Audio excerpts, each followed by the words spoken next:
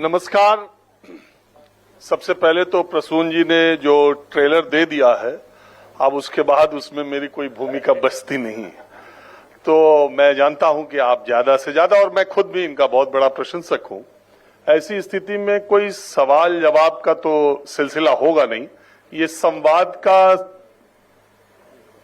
तरीका है, उसमें मेरी भूमिका सिर्फ इनको चिकोटी काटने की है और उसके बाद इनकी बातें आप सुनते रहेंगे। प्रसून जी किसी परिचय के मोहताज तो है नहीं। शायद मैं ऐसा मानता हूं कि हिंदुस्तान में हिंदी बोलने समझने वाले लोग, सुनने वाले लोग, पूरे हिंदुस्तान में शायद ही कोई ऐसा आदमी होगा जो इनका लिखा उसे याद न हो कुछ न कुछ, या उसने सुना न हो। पूरे हिंदुस्तान में कोई आदमी ऐसा नहीं होगा।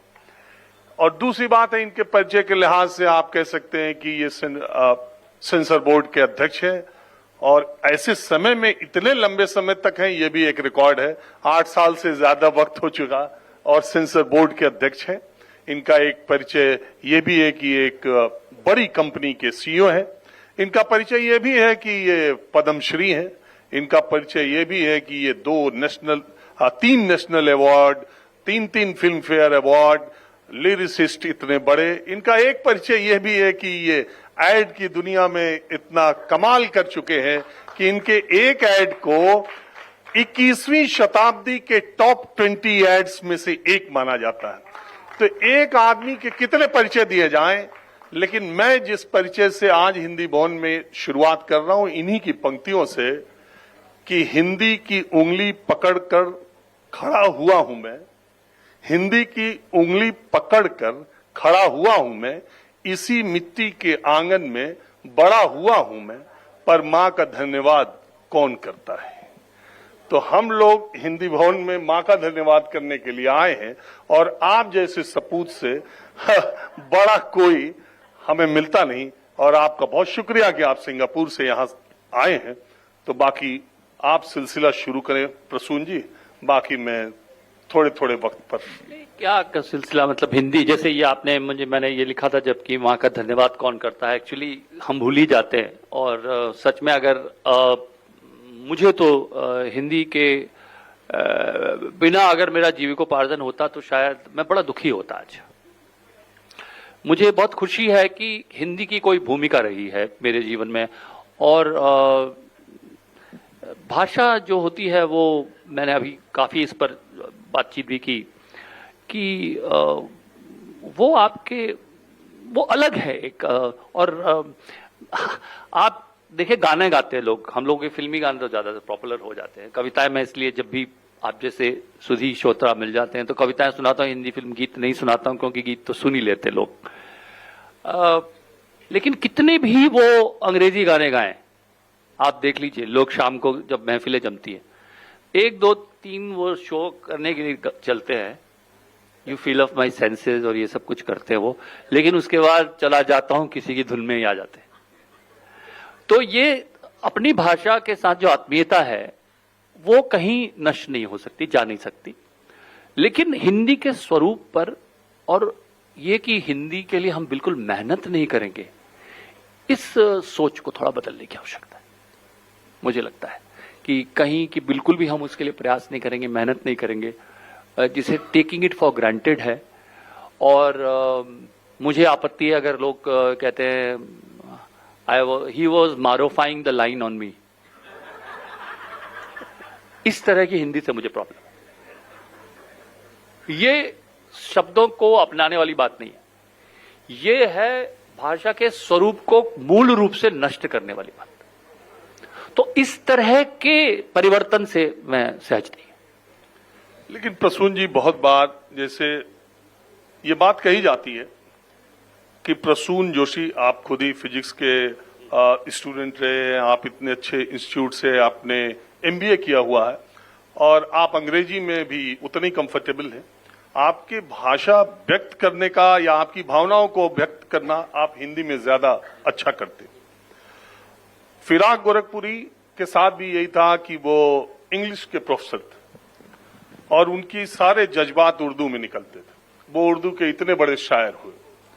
आप इंग्लिश जानते हैं और इंग्लिश में बहुत कंफर्टेबल है और हिंदी को शौक अपनाते हैं तो आपके लिए रास्ता दूसरा है।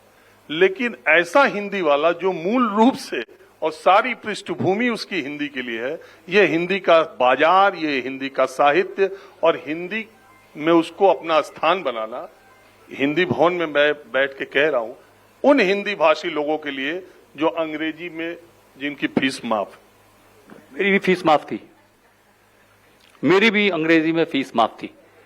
मैं उत्तराखंड के उन स्कूलों का पढ़ा हुआ हूं जहां पर हम लोग तख्ती लेकर जाते थे, अपनी कलम भी खुद बनाते थे, अपनी स्याही भी मैं खुद बनाता था, और मैं उन पाठशालाओं का हिंदी मीडियम स्कूलों का पढ़ा हुआ व्यक्ति हूं। मैंने ABCD कक्षा 6 में आकर सीखी है। वो यूपी बोर्ड में तब यही तो। हाँ, तो आप ये समझ लीजिए कि अंग्रेजी संघर्ष के लिए, जरूरत के लिए मैंने सीखी, और तो इसीलिए मैंने स्किल और मैं अब अंग्रेजी में लिखता भी हूं, और कोई ऐसी बात नहीं है, आर्टिकल्स भी लिखता हूं, मैं टाइम्स ऑफ इंडिया के लिए भी लिखता हूं, ऑडिटोरियल्स भी लिखता हूं, लेकिन वो मैंने सीखा है। तो ऐसा नहीं कोई भाषा सीखी नहीं जा सकती, वो आप सीख सकते हैं, लेकिन जब मेरा आंसू होता है ना उस जमीन पे जब गिरता है तो वो हिंदी शब्द बनकर प्रस्फुटित होता है। वो तो हमने कई बार, मैं रोता हिंदी में हूं। नहीं, आप बोलते भी हिंदी में है, सोचते भी हिंदी में है। मूल बात है आप सोचते हिंदी में। मैंने कई बार देखा आपकी कई रचनाओं को, मां पर आप जब लिखते हैं, जो तारे जमी का वो गाना है वो तो सभी सबके जुबान पर है, लेकिन आपने और भी लिखा है मां पे। तो वो हमेशा ये कहा जाता है कि अपना भोगा हुआ यथार्थ जी बिल्कुल, अगर आदमी कलमबद्ध करता है जी, तब वो एक बहुत ही दूसरे लेवल पे चला जाता है। मैं अपने दर्शकों के सामने आपसे ये कहना चाहता हूं, मां को जिस तरह से आपने समझा है वो उसी तरह से आप वक्त देते हैं, मतलब उसको शब्द देते हैं, या वो फिल्मों में कहा गया कि ऐसे ऐसे है, एक सिचुएशन दे दी गई और आपने लिख दिया। तो कम से कम मां पे जो सुना है उसको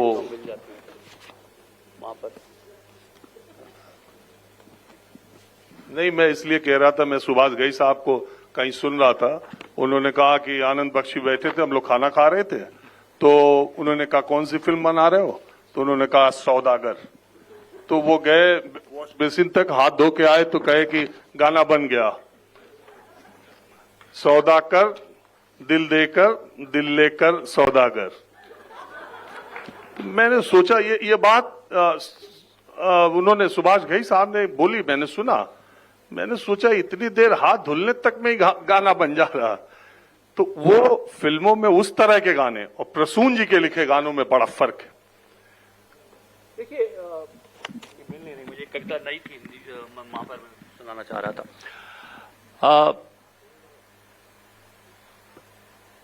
मैंने 2-3-4 बार ऐसा किया। एक तो तारे ज़मीं पर वहां पर मैं लिख रहा था, और अनुभूत सत्य की जब आप बात कर रहे हैं, फिल्म स्क्रिप्ट में जनरली क्या लिखा होता है कि यहां पर एक गीत होगा और उसमें उस गीत का जो चरित्र है, जिस तरह का वो गीत होगा, वो लिखा होता है। सो स्क्रिप्ट में लिखा हुआ है separation song to be added. अब ये सेपरेशन सॉन्ग बच्चे और मां का कुछ भी हो सकता है कि बिछड़ कर तुझसे कहां जाऊंगा मैं, बिखर जाऊंगा मैं, कुछ भी लिख दीजिए। बिल्कुल। लेकिन मुझे लगा कि ये क्या है, ये भावना क्या है, इसको मैं सिर्फ लफ्जाजी इस पे ना हो, इसमें मूल भावना उस सेपरेशन की क्या है। तो मैं अपने बचपन में, अतीत में चला गया, और मुझे याद आया, हम लोग पहाड़ में रहते थे, गढ़वाल में, नरेंद्र नगर में एक जगह है, वहां छोटी सी जगह, वहां पे रहते। और मेरी मां जो थी वो अध्यापिका थी, तो उन्हें एक ट्रेनिंग प्रोग्राम में जाना था। लेक्चर्स ट्रेनिंग प्रोग्राम होता है। जी जी। तो जैसे मैंने ये सुना, और मैं बच्चा था, मेरे अंदर एक असुरक्षा की सी भावना आई। मैंने उसी भावना की उंगली थामी और मैंने लिखा, मैं कभी बतलाता नहीं पर अंधेरे से डरता हूं मैं। जब भी कभी पापा मुझे जो जोर से झूला झूलाते हैं माँ, मेरी नजर ढूंढे तुझे, सोचूं यही तू आके थामेगी माँ। उनसे मैं ये कहता नहीं पर सहम जाता हूं मैं माँ, चेहरे पे आने देता नहीं, दिल ही दिल में घबराता हूं मैं माँ, तुझे सब है पता है ना माँ। बहुत ही शानदार, इसको जितनी बार सुनिए और फिल्म में भी और सुनते वक्त भी बहुत लोग इसको फिर लेके एक बार और है ये आया कि माँ पे हम लिख रहे हैं रंग दे बसंती का गीत, और एक ऐसा प्रसंग जहां पर गीत नहीं था, बैकग्राउंड स्कोर था कि dead body of the son has come and there is a background score there and A.R. Rahman ji had composed a very nice tune there, which is la la la la ta la tang nang nang nang tang nang. It was on guitar. It put that all अच्छा.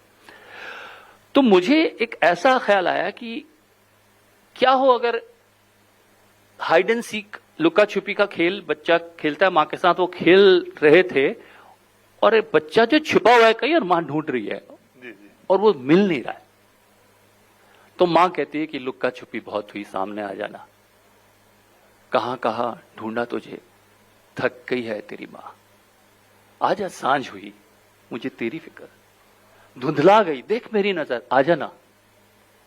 और वो कह रहा क्या बताऊं मां कहां हूं मैं, यहां उड़ने को मेरे खुला आसमां है, तेरे किस्सों जैसा भोला सलोना जहां है, मेरी पतंग हो बेफिक्र उड़ रही है मां, डोर कोई लूटे नहीं बीच से काटे ना, यहां सब कुछ है मां लेकिन लगे बिन तेरे मुझको अकेला। तो वो मां और बच्चे के बीच संवाद है और बच्चा ऐसी जगह छुपा है जहां से वो वापस नहीं आ सकता। तो ये एक दूसरी तरह से मां और बच्चे की रिलेशनशिप को मैंने एक्सप्लोर किया। प्रसून जी, बहुत लोग कहते हैं कि मां को तो लेकर प्रसून बहुत फिल्मों में लिख देते हैं, पिता का कहीं?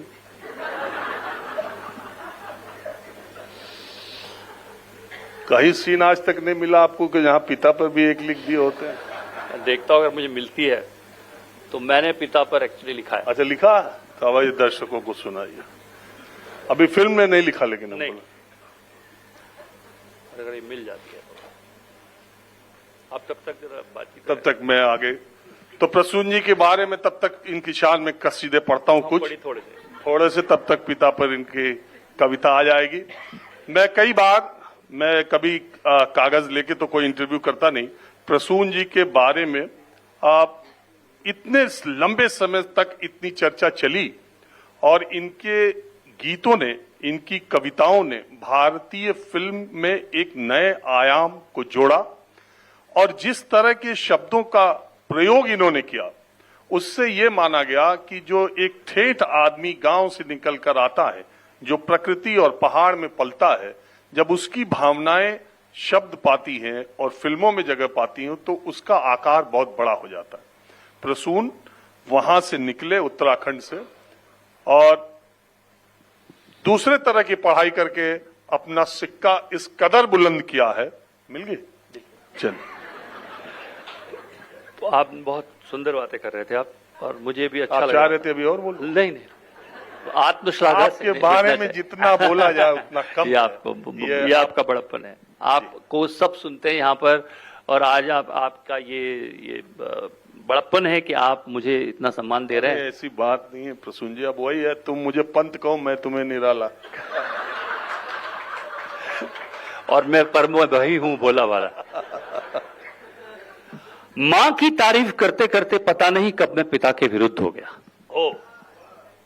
मां की तारीफ करते करते पता नहीं कब मैं पिता के विरुद्ध हो गया।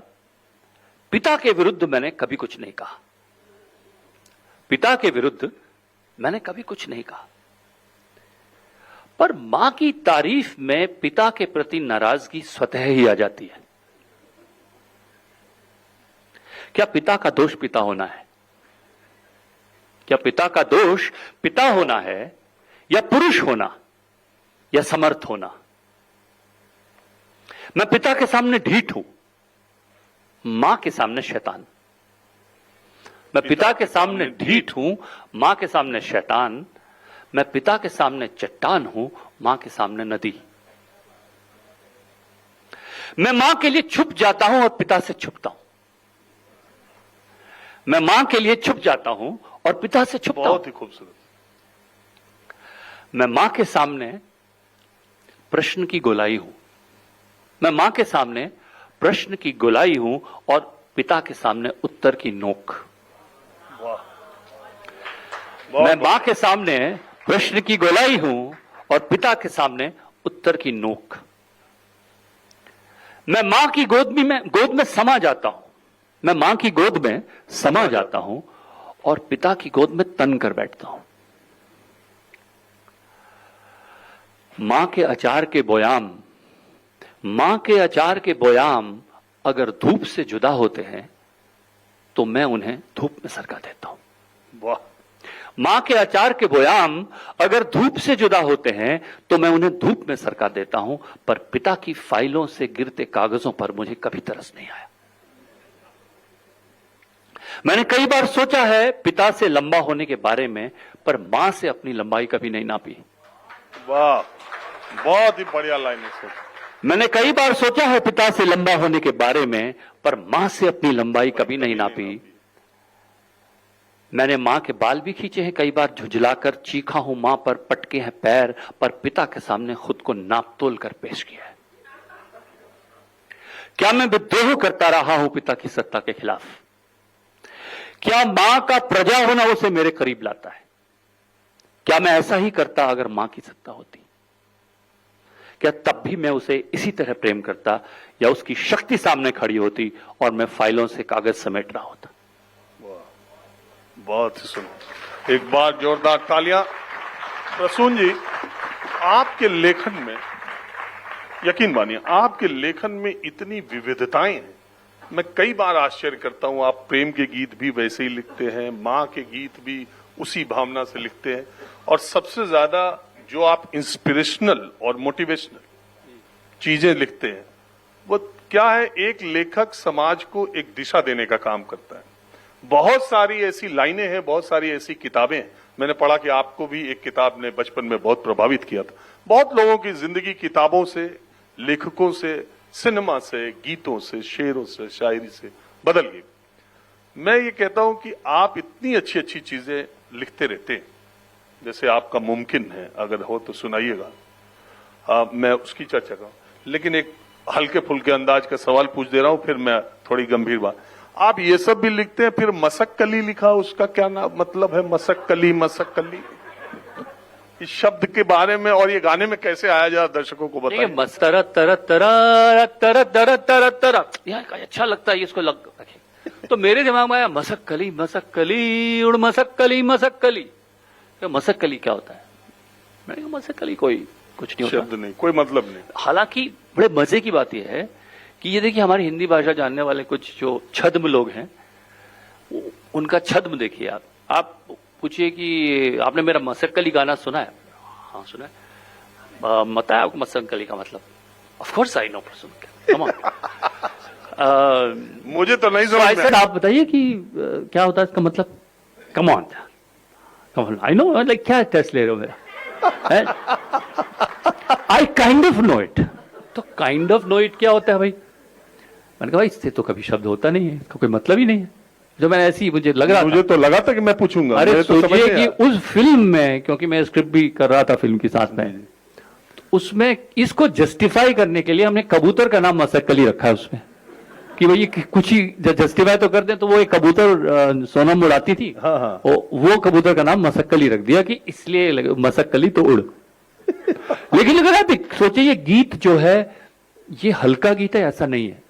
नहीं, जरा पंख झटक गई धूल अटक और तो लचक मचक के दूर भटक, ये एक तरह की फ्रीडम का गीत है। ये कि तेरा रिश्ता गगन की बांसुरी से है।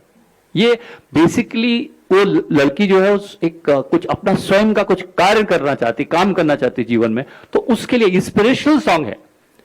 और मुझे एक बेटी ने, एक लड़की ने I hope she is hearing this. मुझे एक बार एक ईमेल लिखा, she was fighting for cancer and she said that this is her song which keeps her inspired कि उड़ मसकली। मैंने यही कहा, बहुत बहुत बधाई इसके लिए। मैंने तो यही कहा कि आप देखिए, मैं कभी कोशिश ये करता हूं कि उसमें इंस्पिरेशन बहुत है, मस्ती की भी मैं मोटिवेशन। पाठशाला रखूं, मस्ती की भी मैं पाठशाला रखता हूं, और वहां भी मुझसे लोग कहते हैं आपने साइंस पढ़ी, इसका क्या इस्तेमाल हुआ? आप तो गीतकार बन गए, फिर विज्ञापन करने लगे, कॉर्पोरेट वर्ल्ड में चले गए, फिल्में लिखने लगे, साइंस का क्या यूज है? मैं आपको यूज बताता हूं। मैंने लिखा है कि नाटा ये सन्नाटा है, मस्ती की पाठशाला में, नाटा ये सन्नाटा है देखो लंबू शोर है। नाटा ये सन्नाटा है, शब्द प्रयोग है। नाटा ये सन्नाटा है देखो लंबू शोर है, हर दिल में बुड़बुड़ करता H2SO4 है। नाउ अगर आप फिल्मों में जनरली देखेंगे तो वो तेजाब शब्द होता। अब मैंने H2SO4 लिखा है क्योंकि मैंने साइंस पढ़ी थी, वो इसका फायदा हो गया मुझे। अब ये बताइए, वो भाग मिल्खा भाग में आपने हमन करेंगे हमन करेंगे, वो नहीं समझ में आया, ये कहां से आया हमन करेंगे हमन देखिए करेंगे। क्या होता है, कई बार हम लोग जब जैमिंग करते जो हैं ना, मस्ती की पाठशाला उसी से रिलेटेड ही है। लोग जैमिंग करते हैं तो उसमें गीत लिखना एक अलग विधा है। देखिए, कविता अलग है, गीत अलग विधा है। गीत में साउंड का बड़ा महत्व है। वो साउंड जो है पकड़े लोगों को, खलबली जैसे शब्द का मैंने प्रयोग किया है, और आप उसको जब सही मीटर में आ जाती है तो उसी को हम कहते हैं कैची हो गया, हुक हो गया, गाना बड़ा कैची है, गाना बड़ा कैची है। तो वो कहीं ना कहीं उस वजह से भी कई बार कुछ शब्द आ जाते हैं और उन शब्दों को जस्टिफाई हम कर लेते हैं क्योंकि वो चिपक जाते हैं दिमाग में। एक और चीज जो हम लोगों के लिए, और जावेद साहब और मैं अक्सर इस बात पे चर्चा करते हैं कि एक होता है डमी लिरिक्स। जब कोई गाना तैयार नहीं होता है तो अभी जब बाद में लिखिएगा आप इसमें कुछ डमी लिरिक्स डाल दीजिए। और मैं खैर, क्योंकि वो गाने बहुत मकबूल बड़े हो गए, मैं बोलूंगा नहीं क्यों उनको छोटा करूं, लेकिन कुछ ऐसे गाने हैं मेरे खुद के लिखे हुए जो डमी लिरिक्स थे। वो डमी है कि आप अभी बना दीजिए, अभी बता दीजिए, सुन लेते हैं इसको कैसा लगेगा, फिर इसमें आप कविता बाद में कीजिएगा। तो वो बड़ा खतरनाक है, क्योंकि अगर आपने कुछ उस वक्त लिख दिया और वो प्रोड्यूसर के दिमाग में बैठ गया तो ये हटाएंगे नहीं, ये हटाएंगे, ये बहुत अच्छा सब क्या लिखा आपने, नहीं तो बहुत ऑर्डिनरी था, नहीं यही तो चलता है ये। इसलिए उसमें आप कुछ अगड़म सगड़म लिख दीजिए जिसका कोई मतलब ना हो, और कभी भी उसमें कोई अर्थपूर्ण चीज मत लिखिए। नहीं, मैंने ये सोचा था कि प्रसून जी जब भी मिलेंगे मैं उनसे पूछूंगा ये मसक्कली का मतलब क्या है और ये कहां से, या और एक और आखिरी, ससुराल गेंदा फूल, जी ये दिल्ली 6 का गाना, जी। ये भी मेरे आज तक समझ में नहीं आया कि कहां से ससुराल गेंदा फूल। ये देखिए, इसका तो ओरिजिनल फोक में है, ये फोक में था पहले गीत, करार गोंदे का गाना है उधर छत्तीसगढ़ी। लेकिन मुझे ऐसा लगा कि जो गेंदे का फूल है ना, वो बड़ा ही विचित्र सा फूल है, खुशबू नहीं है, तो उससे एक उपमा दूं मैं ससुराल की, कि उसको समझ नहीं आ रहा है कि अच्छा है कि बुरा है। कुछ चीजें तो अच्छी हैं पर कुछ चीजें अच्छी नहीं हैं। कोई मुझे प्यार से भी बात करता है लेकिन कोई गाली भी देता है। तो उसमें एक डाइकोटमी है। तो उस डाइकोटमी को मैंने रखा है इस पूरे गीत में, इसलिए लोगों को लगता है कि उसमें कहीं वो पीड़ा का गीत है या सेलिब्रेशन का है। जनरली तो डिस्कोटेक्स में बजता है बहुत लोग नाचते हैं उस गाने के ऊपर, लेकिन उसमें कहीं पीड़ा भी है। अब मैं प्रसून जी से अब देखिए, इतनी वैरायटी में माँ का आपने सुना, इतने प्रयोगों को सुना, प्रेम गीतों को सुना, चांद सिफारिश जो करता हमारी, वो आप सब जानते ही हैं। अब मैं आपसे वो सुनना चाहता हूं जो आपके मतलब हमारे दर्शकों को कम सुना होगा शायद उन्होंने। आपका एक वो है जो मैंने कहा मुमकिन है, एक मोटिवेशनल, और एक आपका वो बहुत अच्छा है कि अंधकार से जाकर कह दो, अच्छा, रथ सूरज का निकल चुका है। अच्छा, वो भी देखता हूँ, ठीक है। तो तब तक फिर आप थोड़ा कसीदे। तो प्रसून जी ने लगातार 2 बार इनको नेशनल फिल्म अवार्ड मिले।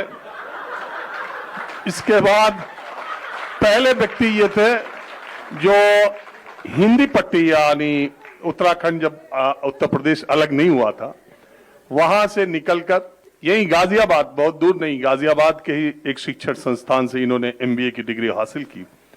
तो मिल गया। मिल गया।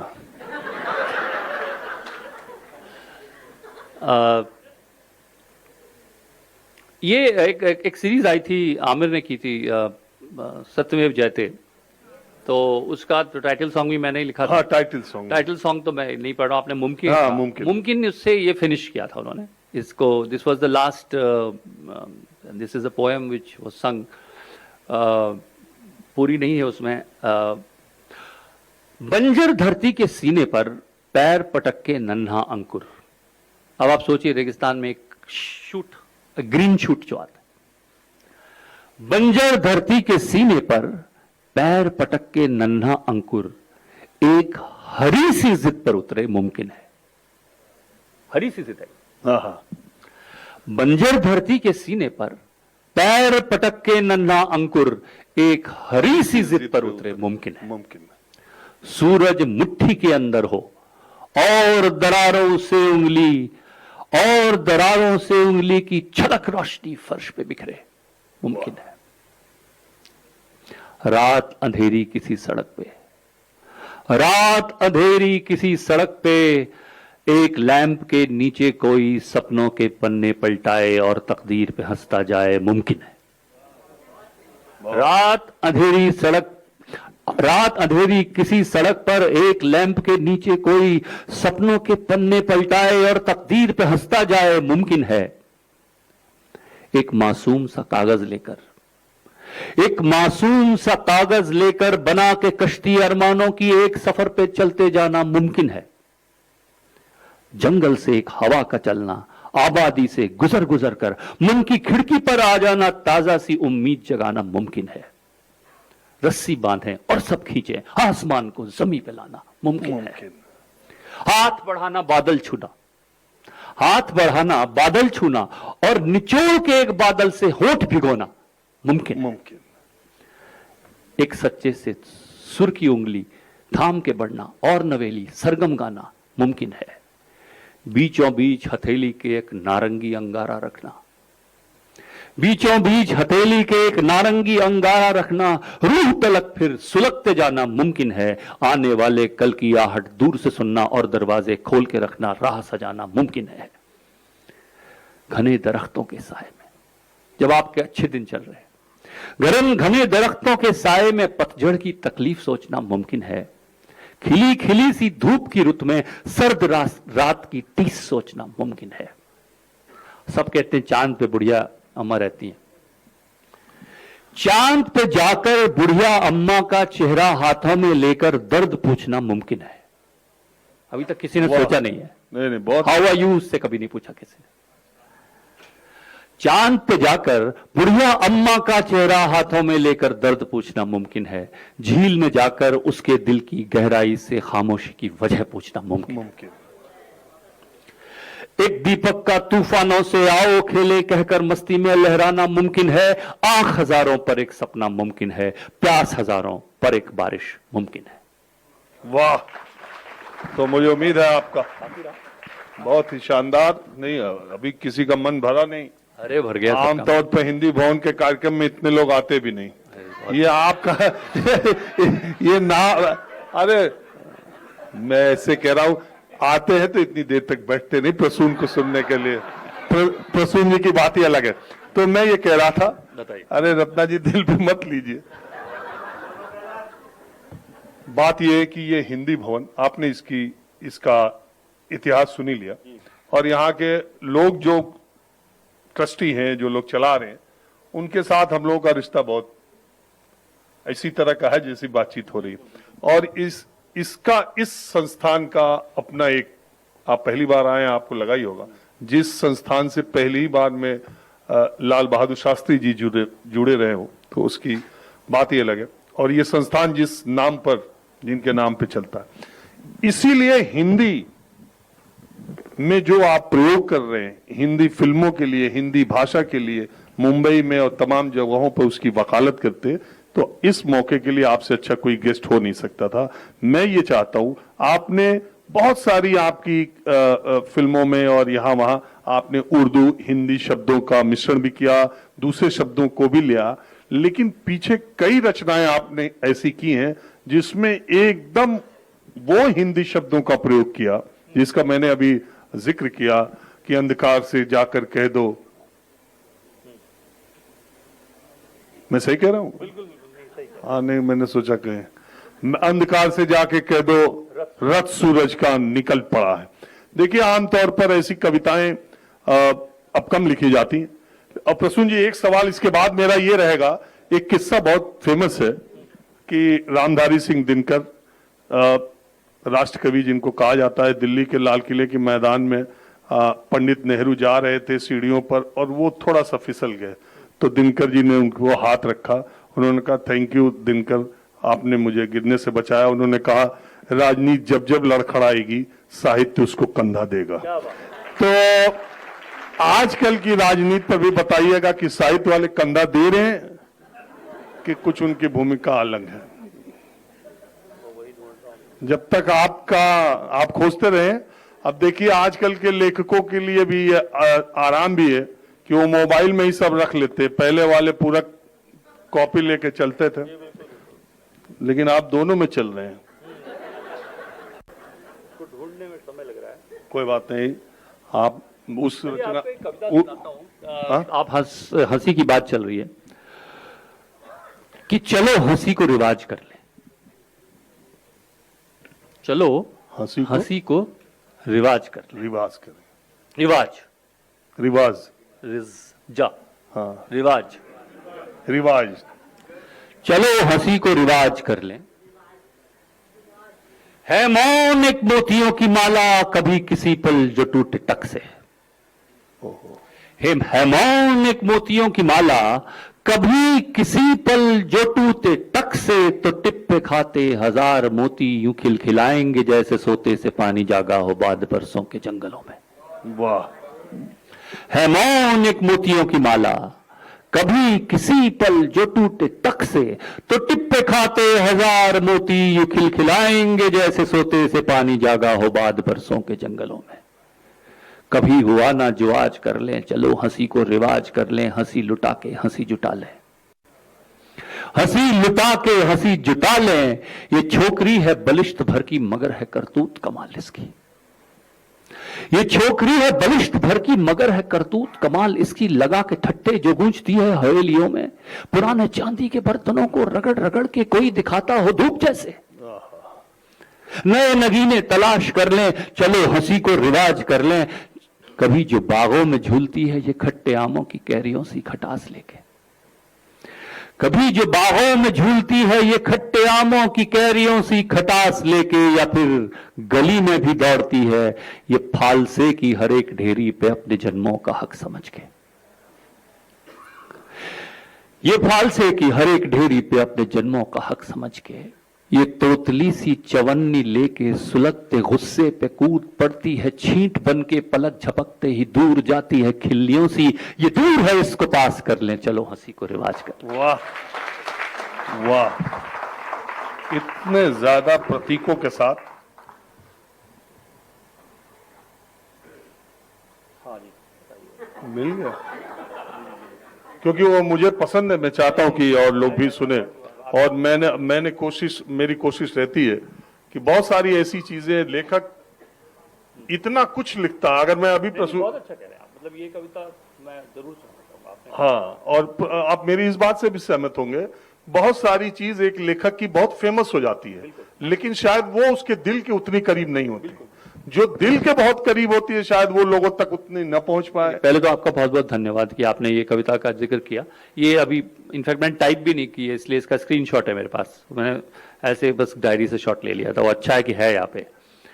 मुझे बहुत अच्छी लगी, इसलिए मैंने सोचा। अंधकार से जाकर कह दो रथ सूरज का निकल पड़ा है। ये आज भारत के लिए, आज के भारत के लिए, और मैं चाहता हूं कि जिस तरह से हम आगे बढ़े हैं और भाषा के लिए भी है कि अंधकार से जाकर कह दो रथ सूरज का निकल पड़ा है। उसके पैरों में मिट्टी है, मस्तक उसका अग्नि जड़ा है। घोड़े दौड़ रहे हैं रथ के, नमन कर रहे कंकर पथ के। घोड़े दौड़ रहे हैं रथ के, नमन कर रहे कंकर पथ के, धूल समर्पित होती जाए, दूर क्षितिज से दिशा बुलाए, हाथ जोड़कर लक्ष्य खड़ा है, रथ सूरज का निकल पड़ा है। आज रक्त वाचाल हुआ है, रक्त वाचाल, आज रक्त वाचाल हुआ है, उन्नत मस्तक भाल हुआ है, स्वाभिमान का घूंट पिया है, दृढ़ निश्चय श्रृंगार किया है। आज रक्त वाचाल हुआ है, उन्नत मस्तक भाल हुआ है, स्वाभिमान का घूंट पिया है, दृढ़ निश्चय श्रृंगार किया है, विजय पताका लिए बढ़ा है, रथ सूरज का निकल पड़ा है।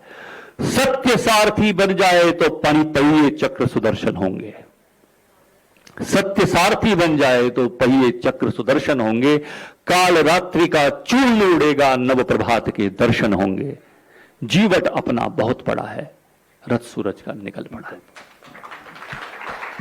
बहुत ही शानदार। प्रसून जी, अब कार्यक्रम के अंत में चूंकि आप एक ऐसे पद पर हैं तो मैं 2-3 सवाल आपसे पूछना चाहता हूं। अब तक तो संवाद था, आप फिल्म सेंसर बोर्ड में हैं, कई बार इधर हम लोग देख रहे हैं फिल्में आती हैं और उसको लेके 2 धड़े बढ़ जाते हैं।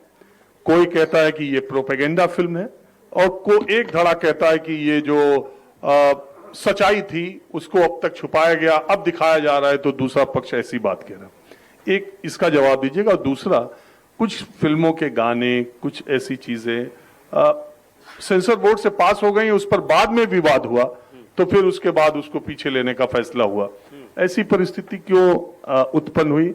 और आपके इतने दोस्त मित्र सब फिल्म इंडस्ट्री में, आप लगातार फिल्म सेंसर बोर्ड में, उस भूमिका का आप कैसे बैलेंस करते हैं?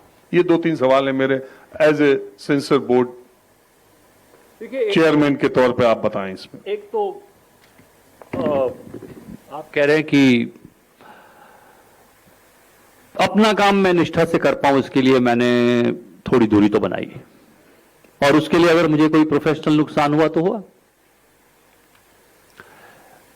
मैं चाहता हूं कि निष्पक्ष, मैंने आते ही कहा था कि मैं ये फिल्म, ये जो रोल है, देखिए निंदक तो बहुत होते हैं, लेकिन काम करने के लिए कोई नहीं आता कि ये ऐसा होना चाहिए, वैसा होना चाहिए। जब मुझसे पूछा गया तो मुझे लगा कि this armchair criticism is enough, now maybe I should try and do it, and करना चाहिए। और मुझे आते ही लगा कि मैं विवाद की जगह संवाद को प्राथमिकता दूंगा। अच्छी बात। मैं ये नहीं मानता कि कोई फिल्म मेकर किसी को हर्ट करने के लिए फिल्म बनाता है, लेकिन उसका पॉइंट ऑफ व्यू अलग हो सकता है। देखिए, एक आप नदी है, नदी में नदी बह रही है, उसमें जो व्यक्ति तैर रहा है उससे आप पूछें कि नदी कैसी है, तो वो कहेगा नदी आक्रामक है, क्योंकि वो लहरों के विरुद्ध तैर रहा है। जो व्यक्ति नदी के तट पर साक्षी भाव से खड़ा है, उससे आप पूछे नदी कैसी है, तो वो कहेगा नदी शांत है, मैं तो ध्यान लगा रहा हूं। वही नदी है, लेकिन लोगों के लिए अलग अलग है, क्योंकि आपका वेंटेज पॉइंट अलग अलग है। तो मैंने हमेशा फिल्म मेकर से कहा है कि आप हो सकता है एक तरह से सोच के आ रहे हैं, और यहां पर जो कमेटी, देखिए फिल्म जो सर्टिफिकेशन होता है उसमें कौन लोग बैठते हैं, ये कई बार लोग जानते नहीं है कि कौन लोग हैं वो जो लोग बैठ करके बताते हैं कि भाई ये फिल्म मेकर को ये करना चाहिए। ये जनरली नॉर्मल हाउसवाइफ्स हैं, टीचर्स हैं, ऐसे नॉर्मल लोग होते हैं, वो लोग कमेटी में होते हैं। वो लोग अपना पॉइंट ऑफ व्यू देते हैं कि हमें ये लग रहा है, और फिल्म मेकर को कई बार पसंद नहीं आता तो वो फिर बोर्ड में आगे अपील करता है या फिर कोर्ट में चला जाता है, जो भी। लेकिन जनरली मैंने कहा कि अगर आप साथ में बैठें तो आपको एक सोल्यूशन निकल सकता है कि मैं क्या कहने की कोशिश करता हूं, अपनी बात आप उन्हें समझा दें, वो आपको समझा दें। तो मैंने संवाद को, विवाद की जगह संवाद को प्राथमिकता दी। अब जो फिल्में आती हैं, मैं तो ये मानता हूं, वही मैं इसलिए ढूंढ रहा था कि ये युग जो है ना, ये बहुत, ये पहले जैसा लुक नहीं है कि आप क्यूरेटेड रियलिटी देखेंगे। आज आपके सामने इतने सारे, देखिए मंचों का लोकतांत्रिकरण हो चुका है। आज हर एक के पास एक मंच है। ऐसा कोई नहीं कह सकता कि आप लोग, जब जर्नलिस्ट जिस जमाने के हैं, उस समय एक गिनी चुनी प्लेटफॉर्म से जहां से खबर आती थी, बिल्कुल आज कहीं से भी खबर आ सकती है। तो एक ऐसे समय में हम जी रहे हैं जिसे मैं जाहिर का युग कहता हूं। ये जाहिर का युग है। इसीलिए मैं चाह रहा था कि अगर आपको मैं वो जाहिर के ऊपर एक मैंने लिखा है, और ऐसे में ये कहना कि क्या कौन सी फिल्म सही है कौन सी गलत है, इस निर्णय पर बैठना नहीं चाहिए। एक one man's food is another man's poison they say, किसी के लिए कोई सत्य है, किसी के लिए वो सत्य नहीं है, किसी के लिए वो, ऐसे समय में अपना विवेक रखकर चीजों को देखना चाहिए। और हम जितना प्रयास करते हैं कि बहुत जिक्र कर रहे हैं, और ये मैं आपके माध्यम से ये करना चाहता हूं कि जो इंटरनेट पर ओटीटी पर जो कंटेंट आता है उसे कोई सर्टिफिकेशन बोर्ड के थ्रू नहीं जाना पड़ता है। तो कोई भी अपना यूट्यूब पे आपने कोई गाना देखा और आप कहने लगे कि सीबीएफसी ने इसको कैसे पास कर दिया, वो सीबीएफसी को तो पता भी नहीं होगा कि वो गाना आ गया, क्योंकि वो उसके अधिकार क्षेत्र से बाहर है। वो उस प्लेटफॉर्म के ऊपर और उस मेकर के ऊपर है, उन्होंने उसको वहां रखा है। वो आपके पास सर्टिफिकेशन के लिए आएगा तब आएगा तब उसकी कोई जिम्मेदारी है। तो कई लोगों को अब ये जो हाल ही फिलहाल जो गाना एक जिस पर विवाद हुआ था, बिल्कुल बिल्कुल, वो उसका हमें कुछ पता भी नहीं था। मैंने पूछा भी भाई कहीं क्या अप्लाई हुआ, हमें कुछ पता ही नहीं है इसके बारे में। तो ऐसी बहुत सो जो ओटीटी पे और डिजिटल कंटेंट है वो सीबीएफसी के अधिकार क्षेत्र पे नहीं आता है। इसलिए कई बार लोगों को ये गलत फहमी हो जाती है कि ये चीज जो है वहां से पास हुई है, जबकि हर चीज जो पब्लिक एग्जीबिशन में आती है चीज, फिल्म थिएटर में जो दिखाया जाता है, सिर्फ वही वहां पर पास होता है।